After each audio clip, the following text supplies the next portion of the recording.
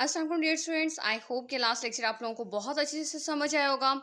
आज हम लोग स्टार्ट करेंगे डायग्नोसिस ऑफ एलर्जी। हम लोगों ने स्टार्ट किया हुआ था चैप्टर हाइपर सेंसिटिविटी, जिसके अंदर हम सबसे पहले हम लोगों ने हाइपर सेंसिटिविटी के बारे में पढ़ा, फिर हम लोगों ने एलर्जन के बारे में पढ़ा, एलर्जन की टाइप्स पढ़ी थी, फिर हम लोगों ने हाइपर सेंसिटिविटी की टाइप्स पढ़ी, type 1, type 2, type 3 and type 4। और आज हम लोग पढ़ेंगे डायग्नोसिस ऑफ एलर्जी कि अगर तो एलर्जी हो जाती है, ठीक है, तो उससे आप लोग तशखीस कैसे करते हो, ठीक है, उसको जांचते कैसे हो। तो उसके लिए सबसे पहले आप लोगों को मेडिकल केस हिस्ट्री लेना सबसे ज़्यादा ज़रूरी होता है। और आप लोग कहते हो मेडिकल केस हिस्ट्री जो है वो आपकी मेडिकल डायग्नोसिस की बैकबोन है, यानी कि रीढ़ की हड्डी के तौर पर ये काम करता है, यानी कि बेस ही वही चीज़ है, ठीक है। कि आप लोगों ने मेडिकल केस हिस्ट्री लेते हो तो ऑलमोस्ट आप लोग अपनी बीमारी को जांच लेते हो कि बीमारी है क्या, ठीक है। आपके तो in allergy the medical case history can be concluded on the following lines, जिसके अंदर सबसे पहले आप लोग जनरल एग्जामिनेशन करते हो, यानी कि आप लोग ये मालूम करते हो कि आपके पेशेंट की एज क्या है, यानी कि उसकी उम्र क्या है, उसका सेक्स यानी कि जेंडर यानी कि मेल है या फीमेल। फिर टाइप ऑफ एनवायरनमेंट, आप लोग उस माहौल की किस्म मतलब मालूम करते हो कि जहाँ पर वो काम कर रहा है या फिर लिव रहता है, या फिर ऑक्यूपेशन उसका पेशा क्या है। एनी एलर्जी सिम्टम्स, या फिर उसको कोई भी एलर्जी की कोई अलामात कोई जाहिर हो रही हो उसके बारे में मालूम करते हो। उसके बाद आ जाती है वाइटल साइंस की बात करते हो तो आप कहते हो कुछ साइंसी टूल्स हैं, यानी कि आला जात हैं जिनको आप लोग इस्तेमाल करते हो। किस लिए इस्तेमाल करो? ताकि आप लोग बीमारी को साबित कर सको। ये साइंटिफिक टूल्स क्या हैं? ये आप लोगों के वाइटल साइंस हैं, ठीक है। आपके तो by using following tools the severity of allergy can be diagnose. आप लोग इन टूल्स का इस्तेमाल करते हुए एलर्जी की सिवियरिटी को यानी कि उसकी शिद्दत को आप लोग डायग्नोज करते हो। और वो टूल्स कौन से हैं, आला जात कौन से हैं?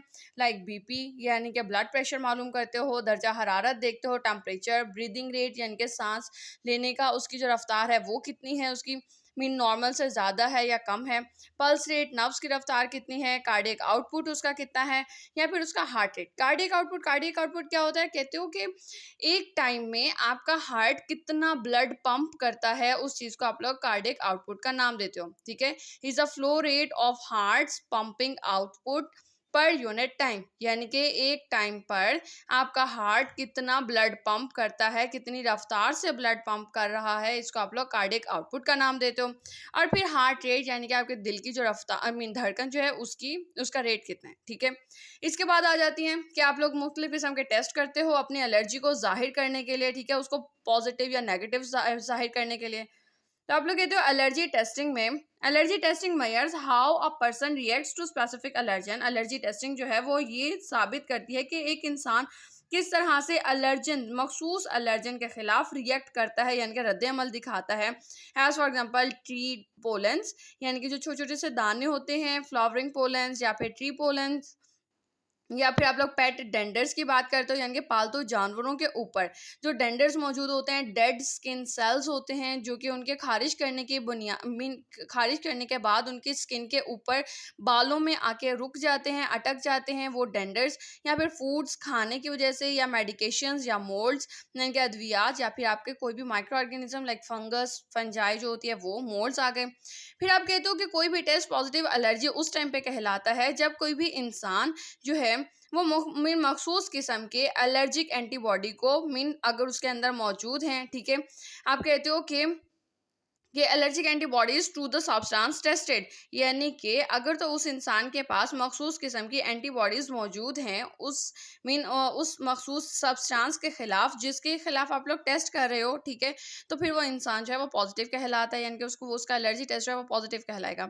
This often means that the person is allergic to the substance. इसका मतलब ये भी हो सकता है कि आपका वो जो स्पेसिफिक मखसूस जो इंसान है वो उस सब्सटेंस से एलर्जिक है। और आप लोग इसको कंप्लीट करने के लिए दो तरह के टेस्टिंग करते हो। नंबर 1 आ जाता है skin testing, second one is blood testing करते हो, राइट।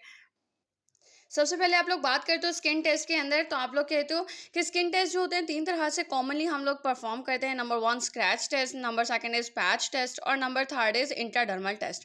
स्क्रैच टेस्ट को आप लोग स्किन प्रिक टेस्ट भी कहते हो, ठीक है, या फिर आप लोग कहते हो पंक्चर टेस्ट, ठीक है।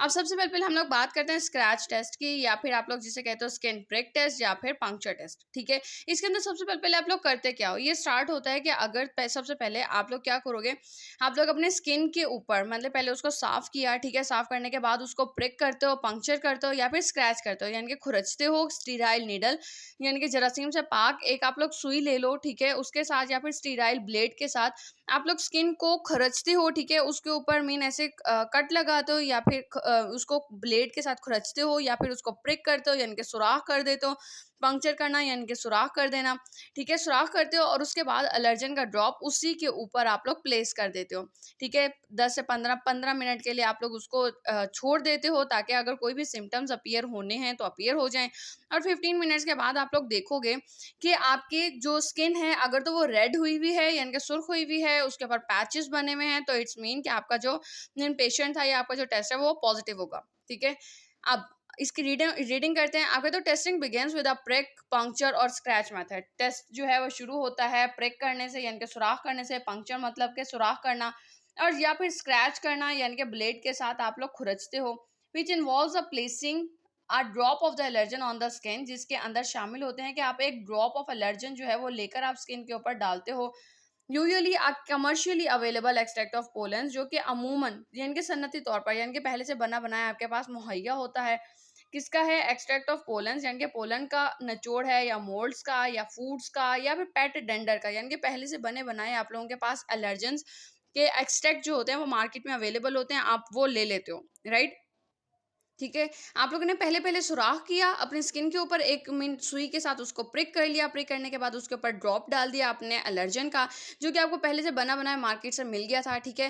अब आप लोग क्या करोगे, the skin is then gently scratched, यानी कि ड्रॉप डालने के बाद आप लोग क्या करते हो, आप लोग फिर से उसको स्क्रैच करते हो with sterile, special sterile needle, आप लोग उसको स्टीराइल नीडल के साथ उसको स्क्रैच करोगे।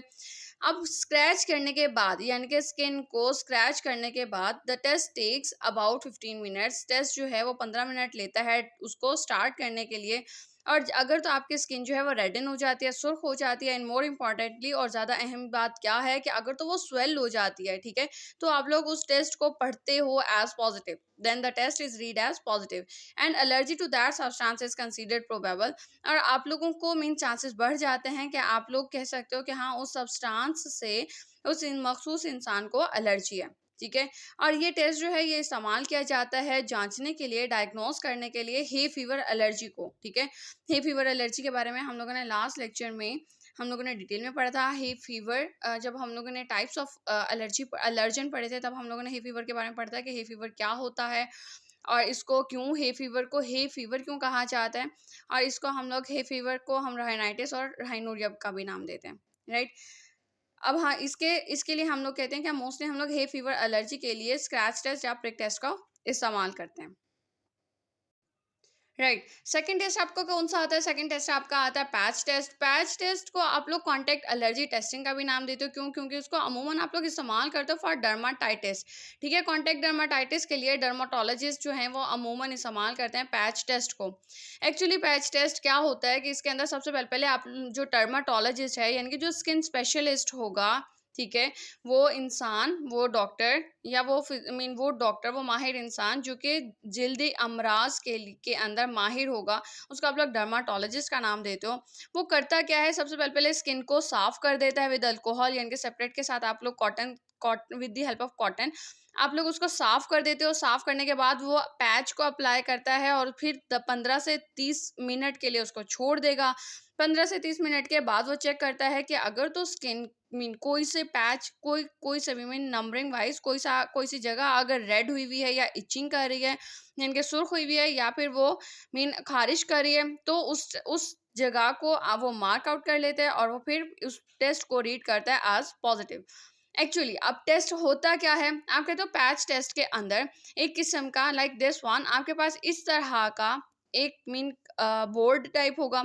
आप लोग कहते हो एक कंगा नुमा होता है जिसके नीचे 8 मजीद सुइयां लगी हुई होती हैं, ठीक है। एक ब्लेड हो गया या फिर एक आप कहते हो एक फ्लैट सरफेस है और उसके नीचे जो है वो 8 सुइयां लगी हुई हैं, ठीक है। और उनके अंदर 8 मुख्तलिफ किस्म के उन्होंने एलर्जेंस डाले हुए हैं, ठीक है। लाइक उसने कॉकरोच का डाल दिया, ऑर्चर्ड का, पीनट, मिल्क, व्हाइट ओट, मैपल, डेंडर या रैगवीड का, ठीक है। अब वो क्या करता है, ये एक एक उसको उठाएगा, कार्ड को उठाएगा और बैक पर मीन पेशेंट की कमर पर वो क्या करता है, उस ब्लेड को उठाएगा और उसके ऊपर जाके फिक्स कर देगा, ठीक है। जब वो फिक्स करेगा तो उसी में से वो जो 8 सुइयां थी, ठीक है, 8 जो मीन नीडल्स थी, 8 नीडल्स के जरिए यहाँ पर मुख्तलिफ किस्म के क्या होंगे, यहाँ पर जो एलर्जन है वो आपके स्किन के ऊपर लग जाएंगे, ठीक है, वो उस जगह को छोड़ देगा। फिर सेकंड एक और वो लेता है, ब्लेड उठाता है और उसके नीचे 8 नीडल्स मजीद लगी हुई होती हैं और हर एक एक नीडल के अंदर मुख्तलिफ किस्म के एलर्जेंस उन्होंने डाले हुए होते हैं, फिक्स होते हैं। अब वो दूसरा पैच यहाँ पे लगा देगा। इस तरह के वो तकरीबन 4 पैचेस आपकी बैक पर लगाता है। अमूमन ये बैक पर लगाए जाते हैं, कमर पर लगाए जाते हैं या फिर बाजू पर लगाए जाते हैं, मीन अपर आर्म्स पे लगाए जाते हैं या फिर अपर थाइस पे लगाए जाते हैं, ठीक है।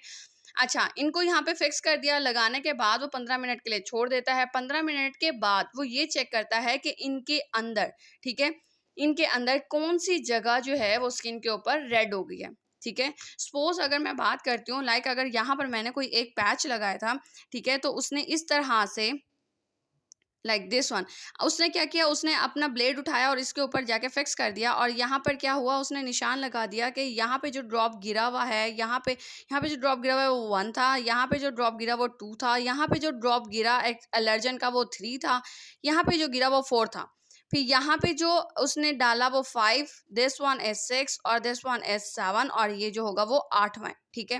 अब 15 मिनट गुजर जाने के बाद यहाँ पर जो मुख्तलिफ किस्म के उसने एक्सट्रैक्ट्स डाले हुए थे, ठीक है, जोन सी जगह यहाँ मीन कुछ सपोज करती हूँ मैं कि ये थर्ड वाला जो था, यहाँ से मेरी जिल्द जो है वो स्किन रेड हो जाती है या फूल जाती है, दाना बन जाता है या फिर इचिंग होती है, खारिश होती है, जबकि बाकी जगहों पर मुझे ऐसा कोई फर्क नहीं पड़ा, ठीक है। तो मैं ये कह सकती हूँ कि थर्ड वन, लाइक थर्ड पे क्या था, पीनट्स थे, तो मैं ये कह सकती हूँ कि मुझे पीनट से एलर्जी है, राइट।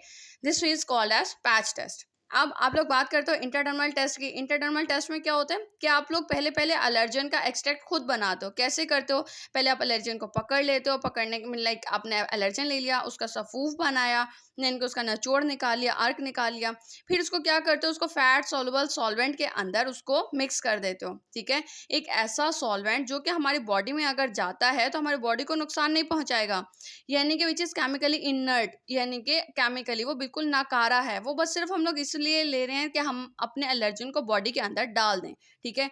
अब क्या करते हो, अनकम्पैटिबल विद एलर्जन, एक ऐसा केमिकल, एक ऐसा सॉल्वेंट जो कि केमिकली इनर्ट है, नकारा है, लेकिन हमारे एलर्जन के साथ वो काम कर रहा है, ठीक है, कंपैटिबल है, उसके साथ कोई भी किसी किस्म का रिएक्शन नहीं करेगा। फिर क्या करते हो कि in this 0.1 ml of allergen solution is injected into the dermis और एपिडर्मिस। इसके अंदर फिर क्या करोगे आप लोग, 0.1 ml एलर्जन सॉल्यूशन लेते हो और उसको इंजेक्ट कर देते हो जिल्द की तह में। जिल्द की तह कौन सी है, या तो डर्मिस में करते हो या फिर एपिडर्मिस में करते हो, ठीक है। आपने इंजेक्ट कर दिया और उसके बाद आप लोग चेक करोगे, कुछ मिनट्स के बाद आप लोग चेक करते हो कि अगर तो कोई किसी किस्म का एलर्जिक रिएक्शन जाहिर हो रहा है पेशेंट के ऊपर, then the patient has positive test for this particular, उस मखसूस एलर्जन के खिलाफ वो जो पेशेंट है वो पॉजिटिव टेस्ट कहलाएगा, राइट। यहाँ तक है हमारे स्किन टेस्ट। इसके बाद हमारा स्टार्ट होता है ब्लड टेस्टिंग। ब्लड टेस्टिंग की बात करते हो तो ब्लड टेस्टिंग में आप लोग कहते हो ब्लड टेस्टिंग जो है वो 2 तरह से की जाती है, कॉमनली जो की जाती है, एक होता है रास्ट और second one is ELISA. Rust की बात करते हो तो आप लोग कहते हो ये इट इज ये मुखफ़फ़ है किसका, रेडियो अलर्गोसॉर्बेंट टेस्टिंग का, ठीक है। अब इसको हम लोग अमूमन इस्तेमाल करते हैं फूड एलर्जीज के लिए। अगर कोई भी इंसान फूड एलर्जिक है, लाइक पीनट से, दूध से, दही से या फिर सी फूड से, ये जो समंदरी खाने होते हैं उनसे, अगर तो कोई भी इंसान एलर्जिक है तो फिर हम लोग उसके लिए मोस्टली इस्तेमाल करते हैं रास्ट को, राइट। अब हम लोग बात करते हैं कि एक्चुअली रेडियो अलर्गोसॉर्बेंट टेस्टिंग होता क्या है। आप लोग कहते हो रेडियो लफ्ज़ निकला है रेडियो एलिमेंट से, ठीक है। ऐसे एलिमेंट्स जो कि शाइन करते हैं, ठीक है, ये स्टेबल नहीं होते, इसको मैं अभी आगे चल के बताती हूँ आपको। रेडियो एलिमेंट्स से ये निकला है, रेडियो एलिमेंट से निकला है। अलर्गो की बात करते हो तो इट्स मीन अलर्जन, और सॉर्बेंट यानी कि एक ऐसा मटेरियल जिसके ऊपर आपका अलर्जन जो है वो फिक्स हो जाता है, या तो एड्जॉर्ब हो जाएगा यानी कि सिर्फ सतह पर जुड़ जाएगा या फिर अंदर तक जज्ब कर जाता है, सॉर्बेंट आ गया, या फिर और फिर ऐसे ऐसे मतलब के टेस्ट, रेडियो अलर्गो सॉर्बेंट ऐसे, ठीक है। एलर्गो सॉर्बेंट पहले फिक्स हो जाएगा, यानी कि एलर्गो सॉर्बेंट बनाता है, एलर्जन जो है वो आपके सॉर्बेंट के साथ जाके फिक्स हो जाता है, एलर्गो सॉर्बेंट बनाता है, और फिर बाद में बारी बारी करके स्टेप्स आते हैं। होगा क्या कि सबसे पहले पहले आप लोग क्या करते हो, आप लोग एलर्जन ले लेते हो, ठीक है, से पेनिसिलिन ले लिया आपने, वो आपका एलर्जन आ गया, और उसको बाउंड कर देते हो सेलुलोज डिस्क के साथ। सेलुलोज डिस्क क्या है आपके लिए, सॉर्बेंट है, जिसके ऊपर आपका एलर्जन जो है फिक्स हो गया। सपोज आपने पेट्री डिश के अंदर आपने सेलुलोज बिछा दिया, ठीक है, सारे में आपने सेलुलोज बिछा दिया, और सेलुलोज के ऊपर आप लोगों ने अपने एलर्जन डाला, और एलर्जन जो जाकर उसकी सतह के ऊपर जाके फिक्स हो गया, ठीक है। फिक्स होने के बाद आप लोग पेशेंट का सीरम निकालते हो। पेशेंट का सीरम अगर तो सपोज आप लोग बात करते हो कि उसके सीरम के अंदर पेनिसिलिन मौजूद है, ठीक है, तो आपने पेशेंट का सीरम निकाला और उसको क्या किया, उसके अंदर, उसके सीरम के अंदर फिर आईजीई एंटीबॉडीज होनी चाहिए, ठीक है, उस स्पेसिफिक पेनिसिलिन के खिलाफ। अब आपने क्या किया, उस सीरम को आपने इसी के ऊपर अलर्गो सॉर्बेंट के ऊपर आपने उंडेल दिया, ठीक है। Patient serum is mixed with allergosorbent. उस अलर्गो सॉर्बेंट के ऊपर ये जो अलर्गो सॉर्बेंट था, यानी कि आपका सॉर्बेंट सेलुलोज और ये एलर्जन अलर्गो, ठीक है, अलर्गो सॉर्बेंट के साथ जो है वो आपने जो सीरम था वो आपने इसके ऊपर डाल दिया। फिर बाद में आपने उसको वॉश किया। आफ्टर वॉशिंग जो आपके आईजीई मॉलिक्यूल्स हैं, जो एंटीबॉडीज हैं, वो आपके अलर्गो सॉर्बेंट के साथ जुड़े रहेंगे, यानी कि एलर्जन के साथ जुड़े रहते हैं। फिर आप लोग क्या कहते हो, the next stage is to mix radio labelled anti IgE molecules. इसके बाद आप लोग क्या करते हो, आप लोग एंटी आईजीई मॉलिक्यूल्स जिसके साथ रेडियो लेबल्ड एलिमेंट्स उसके साथ फिक्स हुए हुए हैं, आप लोग उनको डालते हो, और ये वो फिर क्या करेंगी, एंटी आईजीई एंटीबॉडीज़ जो होती हैं वो आपकी आईजीई एंटीबॉडीज़ के साथ जाके जुड़ जाती हैं, और जिस जिस जगह पर वो जुड़ी हुई होंगी तो वो जगह शाइन करने लगेगी। क्यों? क्योंकि इन एंटी आईजीई के साथ रेडियो लेबल्ड एलिमेंट मौजूद है। ये जो रेडियो लेबल्ड एलिमेंट्स होते हैं ये शाइन करते हैं। क्यों? क्योंकि क्लास ये स्टेबल नहीं होते, ठीक है। ये जो रेडियो एलिमेंट्स होते हैं, ये इनका न्यूक्लियाई जो होता है वो स्टेबल नहीं होता, और अपने आप को स्टेबल करने के लिए वो लाइट को या एनर्जी को इमिट करता रहता है, जिसकी वजह से वो जो हैं वो शाइनी रहते हैं, ठीक है। अब जहाँ जहाँ पर हमारा एंटी आईजीई मॉलिक्यूल जो है वो जिस जिस जगह पे जुड़ा हुआ होगा, हमें उसके मिकदार का भी पता चल जाएगा, और हमें ये भी पता चल जाएगा कि हमारे जो स्पेसिफिक सीरम था, हमारे पेशेंट का जो सीरम था, ठीक है, उसके अंदर एंटीबॉडीज मौजूद थी या नहीं थी, राइट। ये हमारा हो गया अलर्गो सॉर्बेंट रेडियो अलर्गो सॉर्बेंट टेस्टिंग, ठीक है। अच्छा, इसके बाद हम लोगों का आता है कि एलाइजा। एलाइजा की बात करते हो तो आप लोग कहते हो एलाइजा जो है वो एंजाइम लिंक्ड इम्यूनो सॉर्बेंट एसे है, जिसको आप लोग एंजाइम इम्यूनो एसे का नाम भी देते हो। ये एक बायोकेमिकल टेक्निक है जो कि हम लोग अमूमन इस्तेमाल करते हैं इम्यूनोलॉजी में, और मालूम करने के लिए ये कि आपके जो स्पेसिमन है, यानी कि आपका जो सैंपल है, उसके अंदर एंटीबॉडी या एलर्जन यानी कि एंटीजन मौजूद है या नहीं है। इसके अंदर बहुत सिंपल से स्टेप्स होते हैं। आप लोग करते क्या हो, आप लोग कहते हो सबसे पहले पहले आप लोगों ने एक स्पेसिफिक अमाउंट ऑफ एंटीजन ले लिया या एलर्जन ले लिया, आपने उसको सेलुलोज के ऊपर फिक्स कर दिया। फिर आपने एंटीबॉडीज लिए, एंटीबॉडीज को भी इन्हीं के ऊपर ही फिक्स कर दिया, ठीक है। Then specific antibodies applied over the surface so that it can be bind to the antigen, ठीक है, ताकि ये जो एंटीबॉडीज हैं ये आपके एंटीजन के साथ बाइंड हो जाएं। बाइंड हो गई, अब क्या होता है कि आपकी ये जो एंटीबॉडीज हैं इनके साथ एक स्पेसिफिक किस्म का एंजाइम मौजूद होता है, ठीक है।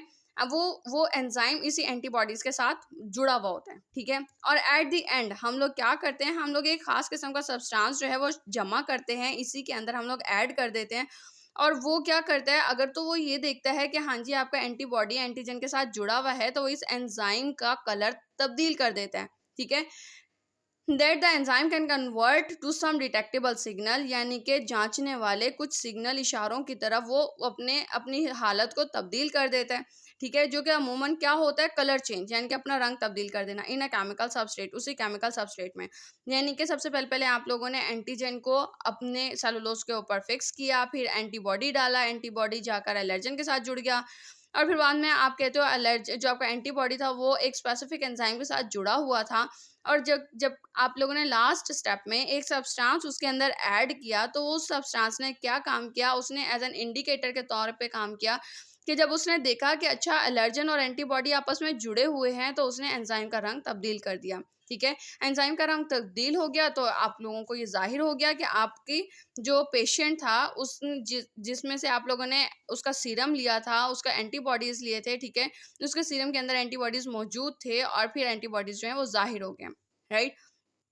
आप लोग कहते हो an unknown amount of antigen is affix to a surface, एक नामालूम मिकदार आप एंटीजन की जोड़ देते हो सरफेस के ऊपर, and then a specific antibodies applied over the surface, और उसके बाद आप लोग मखसूस किस्म के एंटीबॉडीज जो हैं वो सरफेस के ऊपर अप्लाई करते हो, जो बाद में बाइंड कर जाते हैं एंटीजन के साथ। This antibody is link to an enzyme, और ये एंटीबॉडी जो है ये एंजाइम के साथ जुड़ा हुआ होता है।